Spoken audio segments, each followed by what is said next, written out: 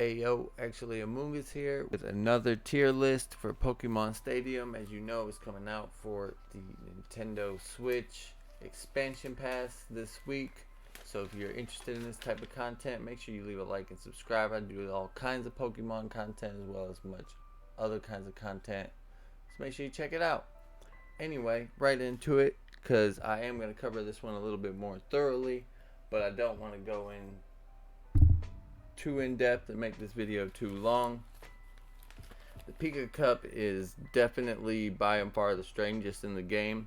All of the Pokemon fight at level 15. The ban list, it makes no sense. And frankly, the allowed Pokemon list makes no sense either for that matter. So, just to get right into it, like I said, the D tier is, as usual, filled with baby Pokemon, but they do got blessed movesets. I don't actually recommend using them though, but some Pokemon, you know, like Nidoran and Rattata, they got super blessed movesets, but still not good in actual battle, which that leads us to the C tier, where I feel like none of these Pokemon are actually viable. I wouldn't actually use them, but it gives you an idea of where they sit, so you aren't fooled by some of these fraudulent Pokemon. You know, Poliwhirl might have Spiral Power, it's pretty decent in this format, or its moveset looks pretty decent in this format, but it's down here because it's slow. Pikachu is fast and it does have good moves, but it still doesn't hit hard enough to justify a party slot. So basically you want to move on to B tier, which has some viable options, but even them are super gimmicky. Seadra has a pretty good moveset. They're just faster and more powerful options in higher tiers. Ninetales can provide support with Reflect and it has access to Dig, but it also has Ember. It's just not perfect. And then Fiero and Beedrill can take advantage of crit exploits in different ways if you feel like trying for crits, but they ain't great.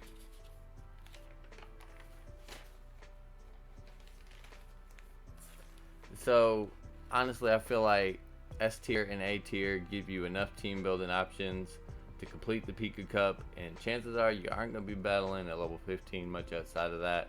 So this is really the start of the real tier list. Honestly, I'll break down what most of these Pokemon do, especially the ones that have like different movesets a lot of the time. Like Gyarados is really mostly up here because it's a very good Pokemon in this format, but its moves are never that great. As a rental Pokemon, it does rely on Hydro Pump and stuff. It has rest, but it doesn't really have the bulk to really use it. Lickitung has a super blessed moveset. Eggy doesn't got sleep powder, but it is a good tank and it's got toxic and good typing. Onyx got dual stab of super blessed moveset and it goes boom, so you know that's lit. Cloyster can clamp supersonic. Honestly, it's just about trolling and war crimes. Gengar has better stats. Haunter has better moves. At level 15, it really doesn't that much matter, so it's like pick whichever one you want. Poliwrath, it's just got like super good stats for the available Pokemon list, and it's got Hypnosis, pretty good moves. Wiggy has Sing and Double Team. I mean, if you really got all day, you can go Tentacruel, and he can wrap you up and hold you down forever in Gen 1. But honestly, when you're building your team to beat the Pika Cup, you probably just want to go with those first four in S tier. They don't have a lot of change in the S tier movesets. That's kind of why they are S tier. I mean,